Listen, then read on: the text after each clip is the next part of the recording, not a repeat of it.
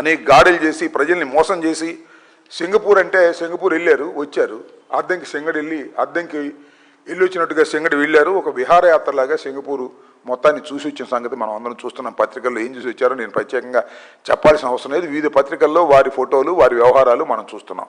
కాబట్టి సింగపూర్ని ఏదో ఒక విధంగా సింగపూర్ కలర్ పూసి తన పరిపాలన అద్భుతంగా ఉందని చెప్పించుకునే ప్రయత్నమే చేస్తున్నారు తప్ప ఈ రాష్ట్రంలో చంద్రబాబు నాయుడు గారి కూటమి ప్రభుత్వం అధికారంలోకి వచ్చిన తర్వాత సామాన్యుల పరిస్థితి చాలా దారుణంగా ఏర్పడతా ఉంది.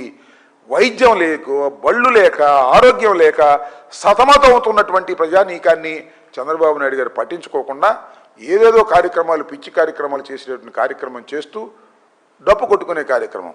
మీరు కలెక్టర్ సమావేశం పెడితే ఆర్భాటం, ప్రచారం తప్ప అసలు పనికొచ్చే పని ఒక్కటి కూడా లేనటువంటి కార్యక్రమం.